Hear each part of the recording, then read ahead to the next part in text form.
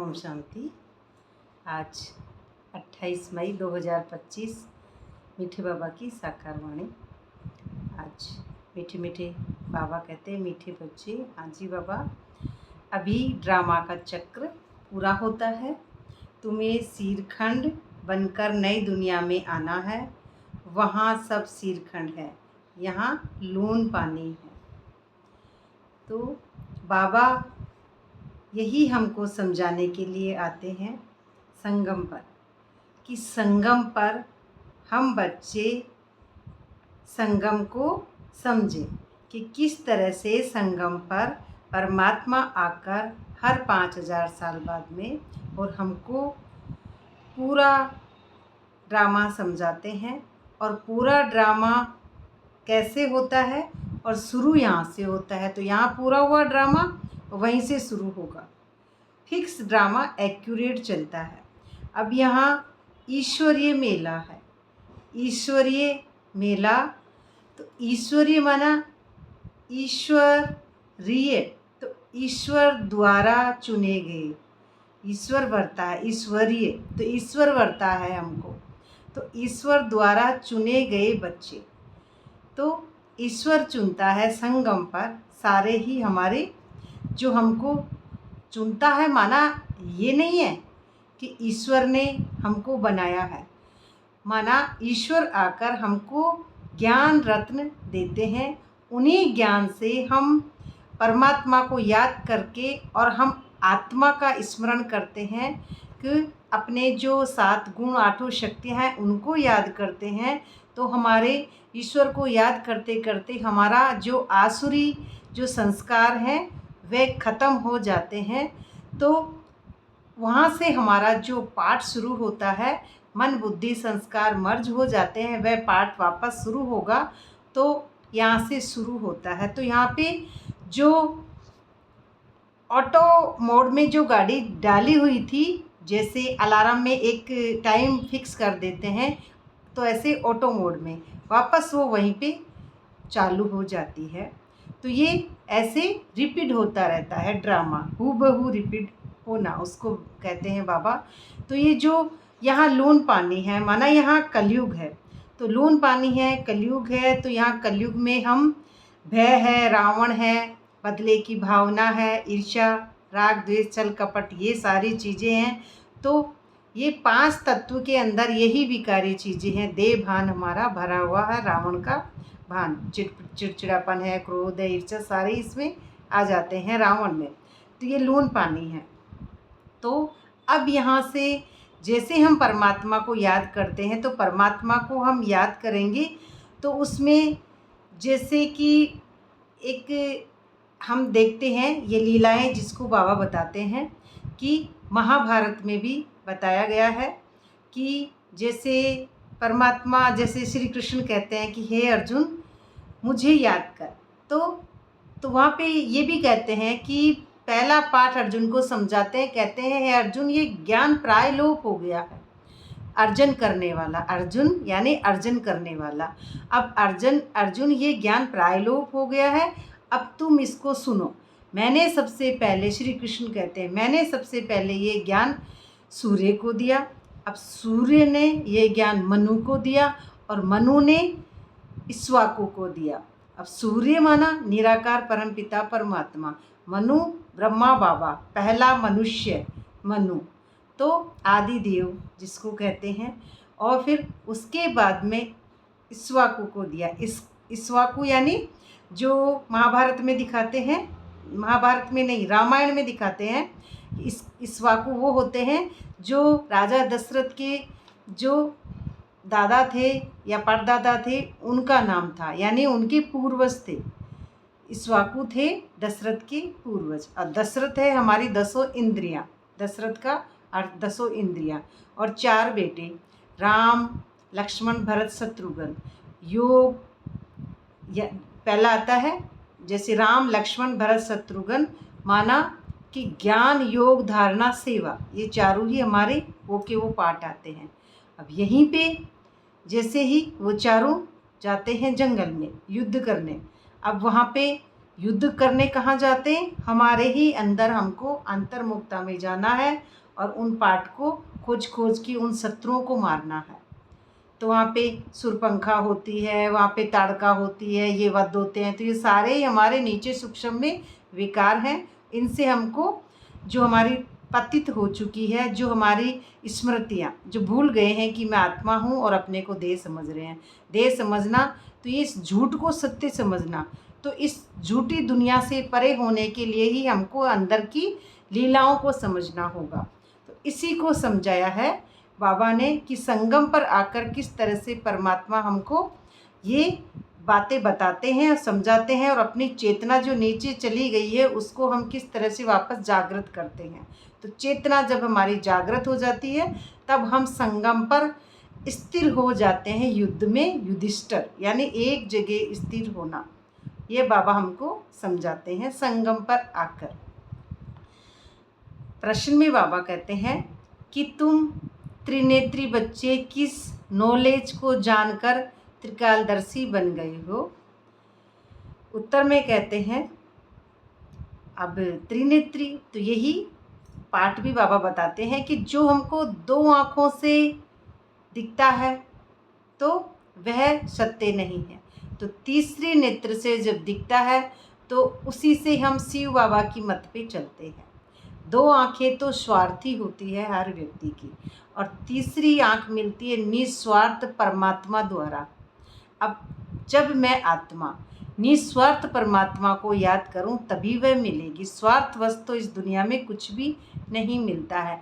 मिलता है स्वार्थवश, लेकिन वह सब खत्म होना है। निस्वार्थ जो मिल रहा है वही हमारे साथ जाना है, जो हमारे दिव्य चक्षु ज्ञान के, तो ये ईश्वर हमको प्रदान करता है। तो ये एक श्रीमत होती है कि उसी जो तीसरा नेत्र है सिर्फ एक मत है, शिव बाबा की मत, उसी से सारे पाठ फॉलो करने हैं, सब कुछ श्रीमत पे चलना है, सबको एक स्मृति से देखना है, निराकार स्मृति में टिक कर उसी को देखना है।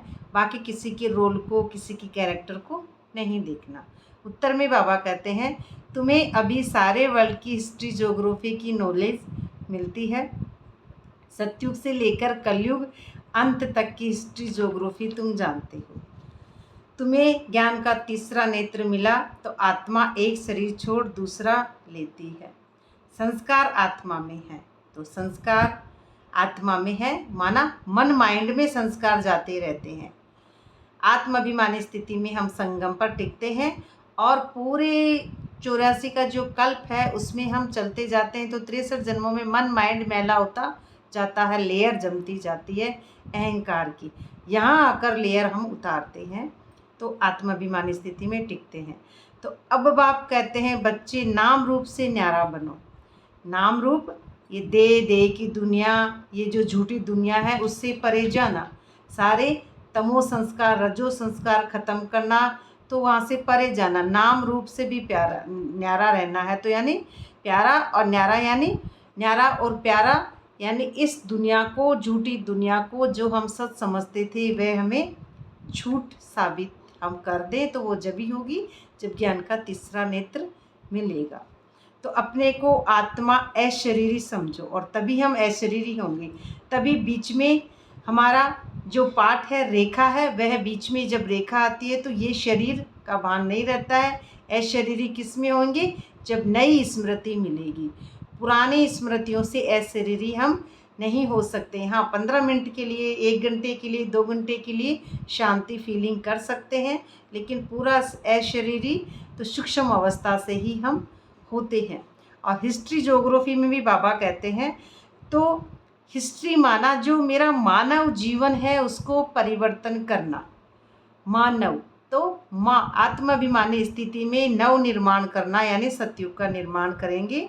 और हिस्ट्री ही पूरी प्रकृति जब साथ देगी तभी हम सोल कॉन्शियस स्थिति में टिक पाएंगे। प्रकृति साथ देगी यानी आत्माभिमानी अवस्था में टिकेंगे। प्रकृति यानी 5 तत्व का पुतला, ये प्रकृति, ये परे होना, देह भान से पूरा परे होना।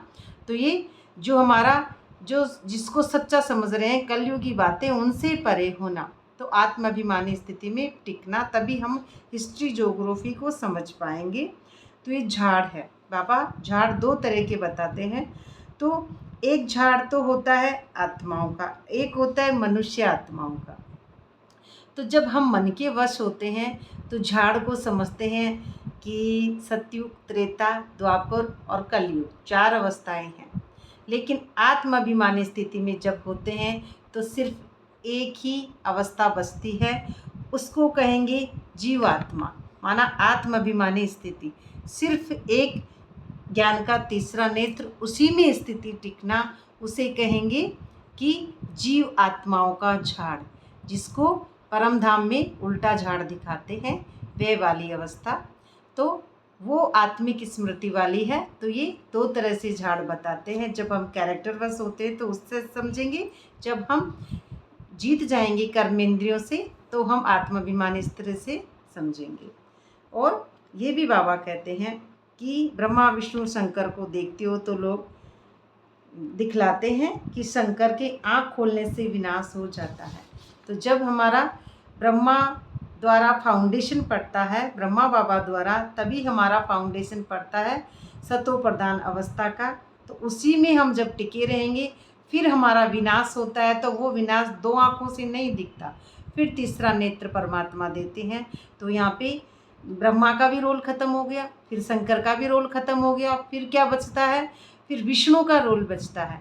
अब विष्णु चतुर्भुज यानी बेफिक्र बादशाह, या श्री कृष्ण राधे वाली अवस्था, या लक्ष्मी नारायण में कह सकते हैं कि सूक्ष्म बिंदु वाली अवस्था। यहाँ पे कुछ नहीं बचता है, सिर्फ एक मात्र एक संकल्प में आत्मा बाकी रहती है कि अपने को पहचान सकूं। तो ये एक ही संकल्प में टिकना, और ये संकल्प ड्रामा अनुसार आ रहे हैं, उसमें मैं करता नहीं हूँ, तभी बेफिक्र बादशाह वाली अवस्था बचती है।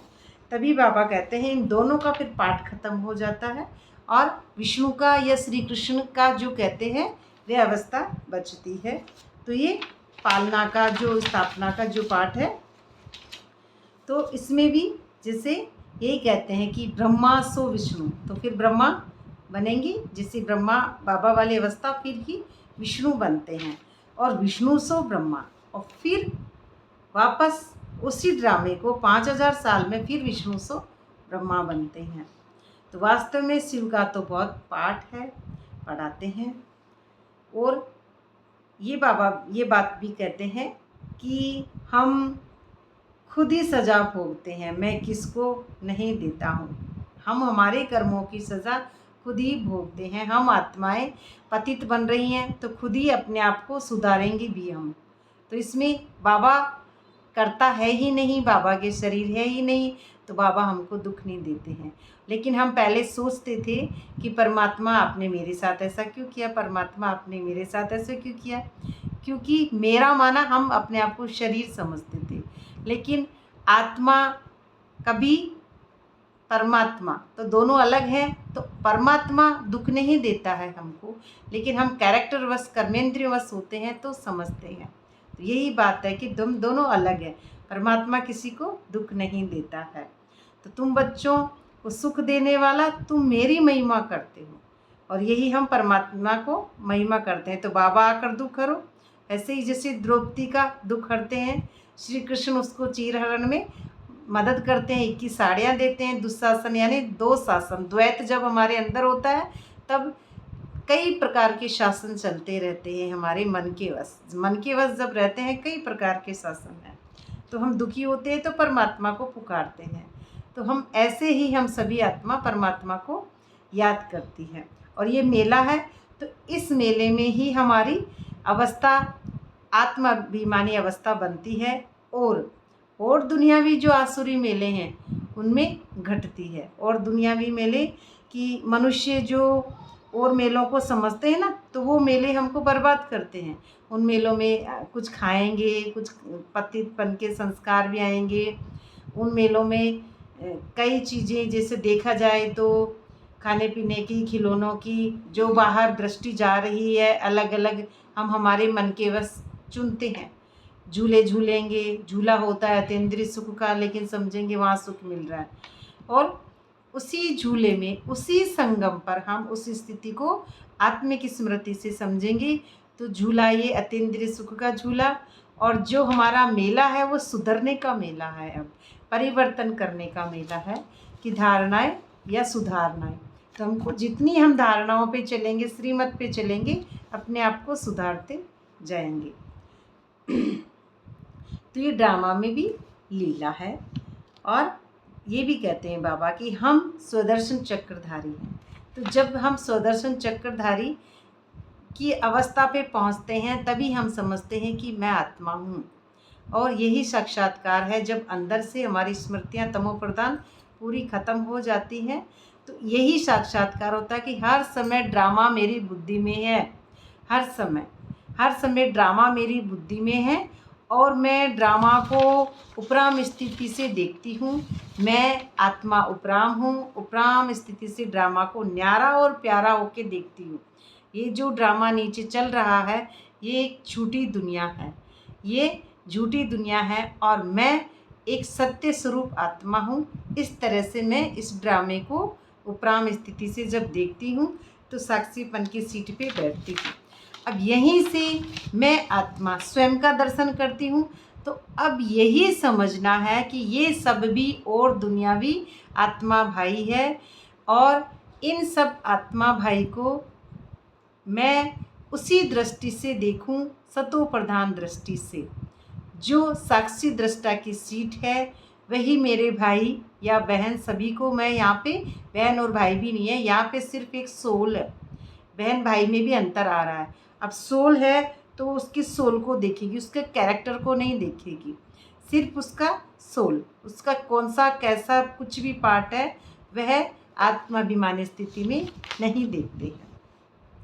अब फिर आगे ये भी कहते हैं कि जो जगत अम्बा है उसका मेला भी बताते हैं, और कि धन जो होता है कभी ख़त्म नहीं होता है, क्योंकि लक्ष्मी का जो धन बताते हैं तो लक्ष्मी धन की देवी होती है, देवता होती है। ऐसे हाथों से सिक्के निकलते रहते हैं लक्ष्मी के। तो सिक्के कब निकलते हैं? तो यही जो हमारी जगत अम्बा है, यानी जो उपराम रहती है अम्बा, अम्बा यानी जगत अम्बा। तो जगत अम्बा माना कि एक प्रकृति को जो जीत लेती है आत्मा, पूरी प्रकृति जीत हो जाती है और सबके प्रति वो माँ की भावना रखती है। माँ एक ऐसी होती है कि बच्चा कितना भी कुछ भी अगर ड्रामा में कुछ भी रोल गलत करता है तो माँ उसके प्रति प्यार ही जताती है। तो ऐसे ही आत्माभिमानी स्थिति में अम्बा जो न्यारा और प्यारा होकर अपना पार्ट बजाती है, कि सभी के प्रति प्रेम की भावना रखती है। तो ये जो धन है इसलिए ये भंडारा भर दिया है तो जगत अम्बा का, तो ये लक्ष्मी है। तो इसी तरह से कि हम जब भगवती प्रकृति को जीत लेते हैं तो लक्ष्मी और जगत अम्बा समा की पात्र बन जाती है कि कैसे सभी बच्चों को एक समान हम क्षमा करें। तो उसके अंदर अलग अलग नहीं, सिर्फ एक ही सोल होती है। तो इसे कहेंगे कि जैसे कॉन्शियस माइंड में सिर्फ इतनी ही जगह रहती है, सिर्फ मैं आत्मा, उसके अलावा कुछ और किसी के प्रति कुछ भी राग द्वेष नहीं रहता है। तो एक ही अवस्था में अगले को भी देखना। तो जैसे धन है तो एक तराजू होता है, तो तराजू को हम तोलते हैं ना, धन को किसी को भी, तो कांटा एकदम सीधा रहता है।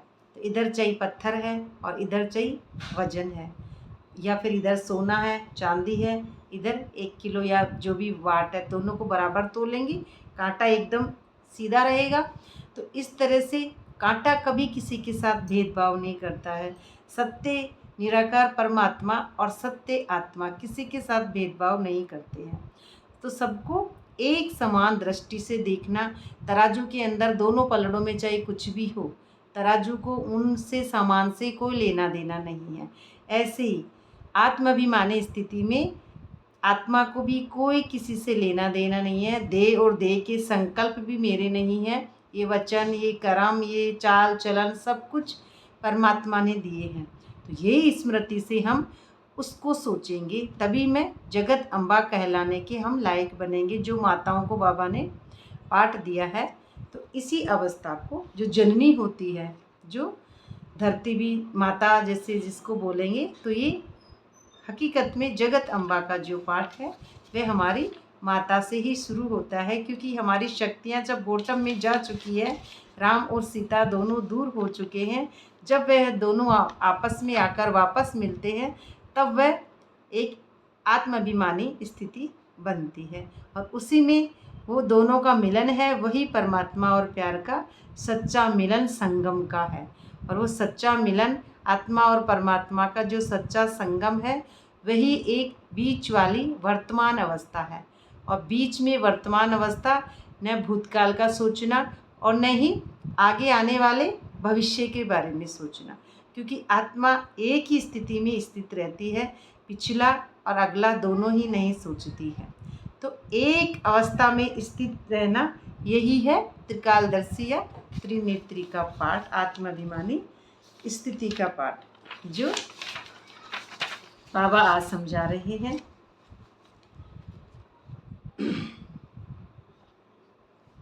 और बाबा ये कहते हैं कि कलाएं भी अब कम हो गई है कलयुग में।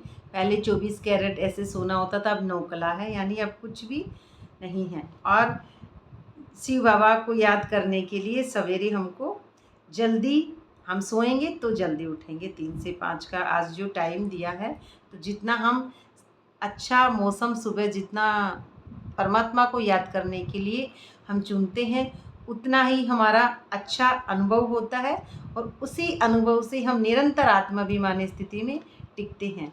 तो जैसे हम एक गाड़ी चलाते हैं सड़क पे, तो कहते हैं सुबह सुबह चलाइए, भीड़ नहीं होती है। इसी तरह से आत्माभिमानी स्थिति हमको सुबह अच्छे मौसम में जितना बना सकते हैं, उसको निरंतर हम बनाने के लिए बाबा से हम अपने आप की, अपनी जो शक्तियां हैं उनको प्राप्त वापस कर सकते हैं। तो ये शक्तियां हम परमात्मा को याद करेंगे तो ऑटोमेटिक ही प्राप्त हो जाएंगी। इसमें करना कुछ नहीं है, हमको सिर्फ परमात्मा को मन मना भाव करना है।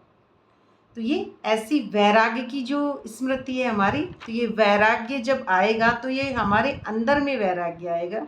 तो अंदर का वैराग्य ही हमको अपनी स्थिति वापस लौटाएगा, और वापस हमको सीट पर सेट परमात्मा ही करता है। अच्छा, मीठे मीठे सिखलदे बच्चों प्रति माता पिता बाप दादा का याद प्यार। Good morning. रूहानी बाप की रूहानी बच्चों को नमस्ते। नमस्ते बाबा, नमस्ते बाबा का बहुत बहुत शुक्रिया। धारणा के लिए मुख्य सार में पहले पॉइंट में, अभी सृष्टि बदलने की लीला चल रही है, इसलिए स्वयं को बदलना है। सृष्टि तो अपनी सृष्टि वृत्ति, जो भी संकल्प है हमारे कि जैसी सृष्टि वैसी हमारी जो दृष्टि होगी, तो वैसी ही हमारी वृत्ति होगी, वैसी हमारी उस तरह से स्थिति बदलती जाएगी। तो जैसी हमारी स्थिति होगी वैसे ही हम अब अगले को भी वैसा ही वाइब्रेशन देते रहेंगे। तो सबसे पहले हमारी जो दृष्टि अगर सतो प्रदान हो जाती है, तो सब कुछ ही हमारा पाठ में सतो प्रदान अवस्था में हम टिक जाते हैं। और शीरखंड होकर रहना है, यानी आत्माभिमानी स्थिति में मीठा शीरखंड होना, मीठा। और फिर उसमें शीरखंड में शेषनाग की सैया पे श्री विष्णु नारायण लेटते रहते हैं, और लक्ष्मी दासी यानी प्रकृति दासी पैर दबाती है। तो उसमें उपराम स्थिति में आत्मा आनंद स्वरूप बेफिक्र बादशाह की स्थिति में रेस्ट करती रहती है। तो इसमें शीरखंड भी होना। दूसरे पॉइंट में सवेरे उठकर एक बाप की याद में बैठना है। उस समय और कोई को भी याद न आए, किसी की भी याद न आए, सिर्फ परमात्मा की ही याद आए। जैसे ही बुद्धि साइड में जाए तो हम उसको सीधा परमात्मा से कनेक्शन लगाएं। पुरानी दुनिया से बेहद का वैराग्य, इन 5 विकारों का संन्यास करना है। 5 विकारों का संन्यास।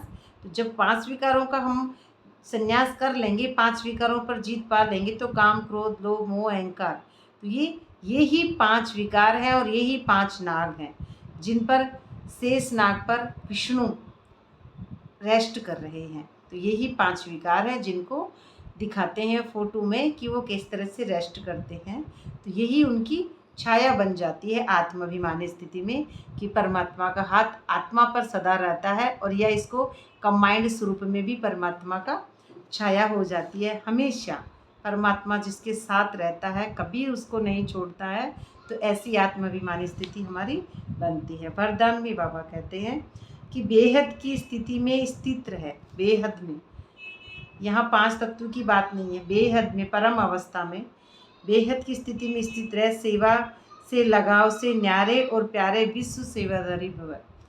ये लौकिक सेवा से परे, ये जो लौकिक सेवा करते हैं ना, सेवा के लगाव, लगाव अगर सेवा में है तो ये मोह है। लगाव ना रहे, यहाँ लगाव कि मैं ये सेवा करूँ तो बाबा मेरी ऐसे करना, बाबा मेरी रक्षा करना, मैं सेवा करूँ, तो ये क्या है? मोह है, लगाव है, ममता है अपने प्रति या किसी परिवार के बेटे पोते नाते के प्रति, तो ये हमारा नहीं रहे लगाव। इसमें सब कुछ ही आ रहा है, लगाव भी आ जाता है, झुकाव भी आ जाता है, प्रभाव भी आ जाता है, तनाव भी आ जाता है, तो ये सारी स्थूल की बातें हैं।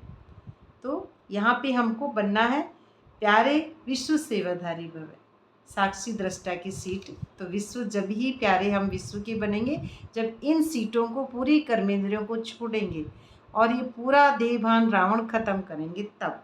तो विश्व सेवाधारी अर्थात बेहद की स्थिति में स्थित रहने वाले, तो बेहद की स्थिति में स्थित रहने वाले ऐसे सेवाधारी, सेवा करते हुए भी न्यारे और सदा बाप से प्यारे रहते हैं, सेवा से लगाव में नहीं आते। सेवा में कुछ भी लगाव है, सेवा के लगाव में नहीं आते, क्योंकि सेवा का लगाव भी सोने की जंजीर है, सोने की जंजीर। गीता में कहा गया सोने की बेड़ी और लोहे की बेड़ी। तो लगाव है, प्रभाव, जो ये भी एक मीठा है, आनंद है कि मुझे कुछ भी अगर प्राप्ति है तो फिर मैं आत्माभिमानी स्थिति में नहीं हूँ, क्योंकि आत्माभिमानी स्थिति निस्वार्थ होती है, स्वार्थवश कुछ नहीं। तो ये बंधन बेहद से हद में ले आता है। अब ये हद आ जाती है यहाँ पे, इसलिए देह की स्मृति से, ईश्वर संबंध से, तो सेवा के साधनों से लगाव से न्यारे और बाप से प्यारे बनो तो विश्व सेवाधारी वरदान प्राप्त हो जाएंगे। तो जैसे न्यारे और प्यारे बनेंगे तभी हम वरदानी होंगे, क्योंकि जब तक हमारा रबड़ है वह चिपका हुआ है, यानी जब तक हम इस दुनिया को सच मान रहे हैं, इस ड्रामा को सच मान रहे हैं कि मैं सच्ची में शरीर हूँ, तो तब तक मेरा ये लगाव रहेगा। तो बिल्कुल ही हम अशरीरी अवस्था में न्यारे और प्यारे होंगे, तभी हमको सफलता मिलेगी। तो बाप की प्यारी बनो तो विश्व सेवाधारी का वरदान प्राप्त हो जाएगा और सदा सफलता मिलती रहेगी।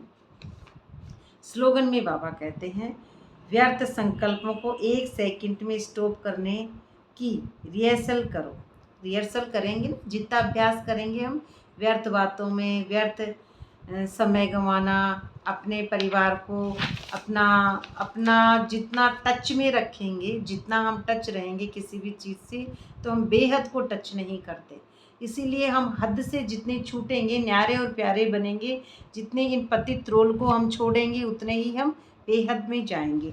और व्यर्थ की बातों से, व्यर्थ का कलयुगी बातें, व्यर्थ भौतिक सुख सुविधाएं, व्यर्थ सब कुछ, व्यर्थ ये अंदर का रावण पूरा जब तक ख़त्म नहीं हो जाएगा, ये फालतू की लीलाएं, ये बातें, ये जो हमारी बुद्धि को हिलाती है, ये सब खत्म करना। तो व्यर्थ संकल्पों का 1 सेकंड स्टॉप करने की रिहर्सल करो तो शक्तिशाली बन जाएंगे। तो जो जितना हम पिछली पॉइंटों की, जितना भी पिछली बातों की हम फुल स्टॉप लगाते जाएंगे, व्यर्थ को निकालते जाएंगे, तो हम उस खाते को चेक एंड चेंज करेंगे, उतने ही हम आत्माभिमानी स्थिति में टिकते जाएंगे। अव्यक्ति सारे में बाबा कहते हैं, रूहानी रॉयल्टी और प्योरिटी की पर्सनैलिटी धारण करो। आप सबकी पहली प्रवृत्ति है अपनी देह की प्रवृत्ति, फिर है देह के संबंध की प्रवृत्ति। सबसे पहले तो मैं आ जाता हूँ, यहाँ पे आ जाती हूँ, फिर आगे परिवार, पद, पोजीशन, नाम, मान, शान। तो पहली प्रवृत्ति देह की, हर कर्मेंद्रिय को पवित्र बनाना है। सबसे पहले खुद को बनाऊंगी, और अगर खुद की कर्मेंद्रिय पवित्र बन गई तब यहाँ पे फिर किसी का रोल ही नहीं बचता है। तो कर्मेंद्रियों को पवित्र बनाना है। जब तक देह की प्रवृत्ति को पवित्र नहीं बनाया, अपने देह की कर्मेंद्रियों को जब तक पवित्र नहीं बनाया, तब तक देह के संबंध की प्रवृत्ति चाहे हद की हो चाहे बेहद की हो, उसको भी पवित्र नहीं बना सकेंगे। उसमें हद ही पवित्र नहीं बनती तो बेहद में कहाँ से जाएंगे हम। तो पहले अपने आप से पूछो कि अपने शरीर रूपी घर को अर्थात संकल्पों को, बुद्धि को, नैनों को, नैन भी नया मिलता है इसमें, तो नैनों को और मुख को रूहानी अर्थात पवित्र बनाया है। तो नैन भी हमारे, नैन कमल, मुख भी हमारे जो होते हैं कि नैन कमल, हस्त कमल, होठ कमल, सारे ही कमल जैसे। तो मुख को रूहानी अर्थात पवित्र बनाना, कमल समान पुष्प, न्यारा और प्यारा।